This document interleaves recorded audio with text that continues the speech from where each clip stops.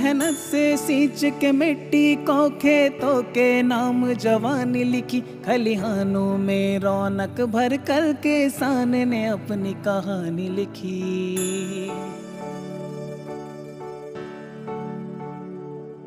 एक डोर है वो कुर्बानी की, उम्मीद उन्हीं से रोशन है, हरने वाले से रिश्ता उसका, घर में उसी से पोषण है।